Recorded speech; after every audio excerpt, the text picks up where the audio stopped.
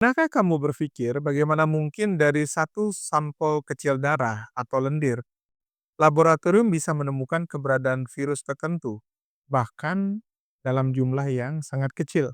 Rahasia di balik kemampuan itu adalah PCR atau Polymerase Chain Reactions. Teknologi ini memungkinkan kita menggandakan DNA atau RNA hingga jutaan kali hanya dalam hitungan jam. Tanpa PCR, dunia bioteknologi, forensik, dan terutama diagnostik medis tidak akan seperti sekarang. Pada saat COVID-19 misalkan, PCR bukan sekadar alat laboratorium, ia adalah revolusi molekuler yang mengubah cara kita memahami kehidupan penyakit dan identitas genetik manusia. Mari kita selami.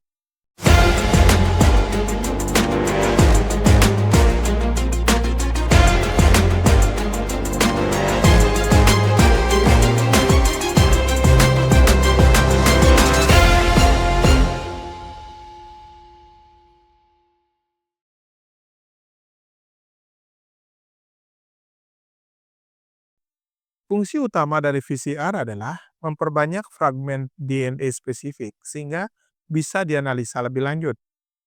Dalam satu tabung kecil reaksi, PCR bekerja seperti fotokopi genetik, memperbanyak satu potongan DNA menjadi jutaan salinan identik.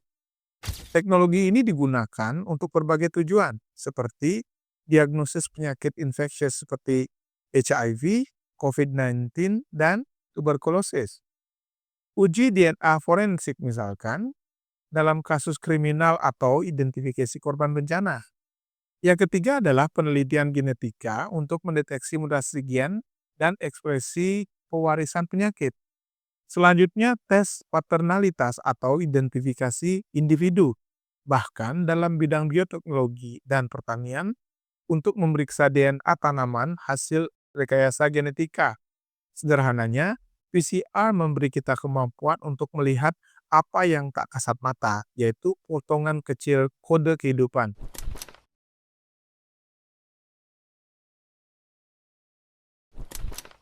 Nah, sejarah singkat PCR dimulai dengan satu momen yang brilian.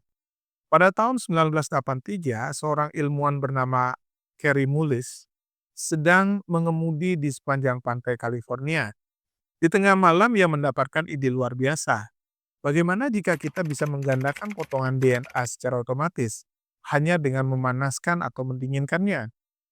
Ide sederhana ini melahirkan metode yang kemudian dikenal sebagai Polymerase Chain Reactions atau PCR. Mullis menyadari dengan 3 langkah berulang. Yang pertama, denaturasi, penempelan primer dan ekstensi DNA, kita bisa membuat salinan DNA berulang kali, seperti mesin fotokopi genetik. Penemuan ini begitu penting hingga pada tahun 1993, Kary Mullis dianugerahi hadiah Nobel Kimia. Namun ada satu masalah besar. Proses PCR membutuhkan enzim DNA polimerase dari bakteri biasa yang rusak setiap kali dipanaskan. Solusinya datang dari bakteri Thermus aquitus yang hidup di mata air panas Yellowstone.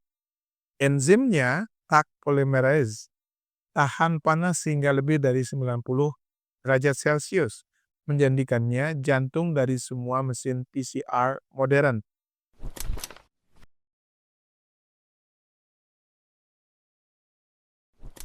Nah, tentang prinsip kerja PCR yang bekerja melalui prinsip replikasi DNA secara enzimatik melalui siklus suhu.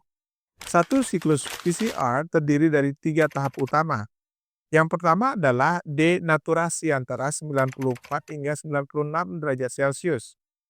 DNA untai ganda dipanaskan hingga terpisah menjadi 2 untai tunggal. Annealing antara 50 hingga 65 derajat Celcius, yaitu 2 potongan pendek DNA yang disebut primer menempel pada ujung target DNA. Selanjutnya, primer ini menandai bagian DNA yang akan digandakan.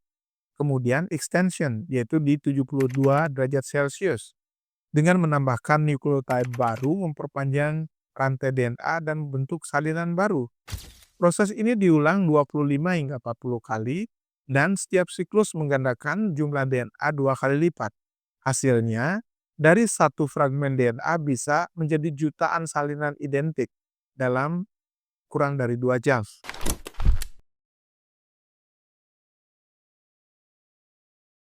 Untuk menghasilkan reaksi PCR yang berhasil, dibutuhkan beberapa bahan penting, seperti DNA template, yaitu potongan DNA yang akan digunakan, yaitu berasal dari darah, jaringan, air liur, air, maupun sampel virus.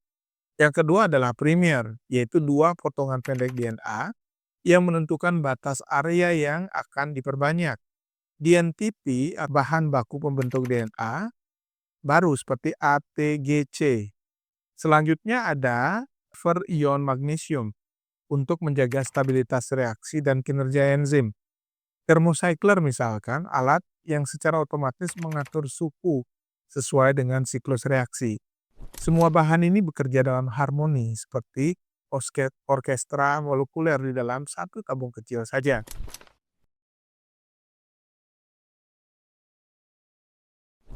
Nah, seiring waktu ada berbagai macam jenis PCR modern seperti conventional PCR, yaitu versi klasik.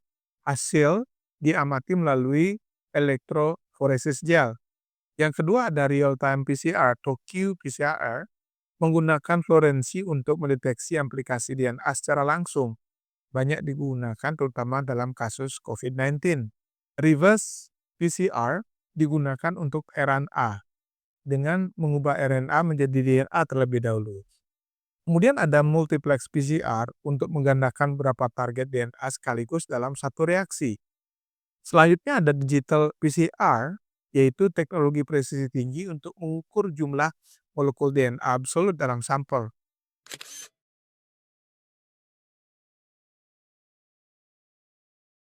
Nah, bagaimana tentang prosedur PCR di laboratorium? Sangat sederhana. Yang pertama adalah dengan mengambil sampel biologis, misalkan melalui swab hidung atau darah. Kemudian ada ekstraksi DNA atau RNA dari sampel. Yang ketiga, menyiapkan campuran reaksi PCR dalam tabung microtube, masukkan ke mesin thermocycler dan jalankan program siklus suhu. Setelahnya, hasil amplifikasi bisa dilihat menggunakan fluorescent detector atau gel elektroforesis. Untuk PCR diagnostik COVID-19, hasilnya menunjukkan positif bila gen target virus terdeteksi, sementara negatif bila tidak ada amplifikasi target.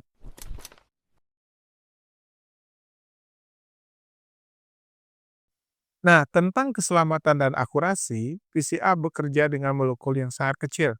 Jadi, risiko kontaminasi silang sangat tinggi. Oleh karena itu, laboratorium PCR harus mengikuti prinsip Biosafety Level 2 dengan aturan yang ketat.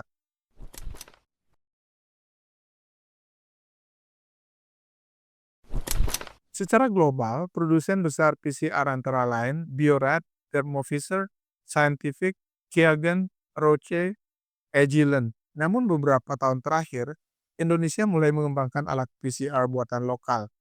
Nah, beberapa di antaranya adalah PT Bio Farma dan LIPI, sekarang BRAIN, yang bekerja sama membuat PCR kit lokal untuk COVID-19. UGM dan ITB yang mengembangkan PCR portable berbasis microcontroller dengan nama Genus. Startup bioteknologi seperti Nusantix dan Rasim Indonesia yang fokus pada bioreagen dan detektor genetik lokal. Upaya ini penting karena selama pandemi ketergantungan terhadap impor alat dan reagen PCR menjadi masalah besar.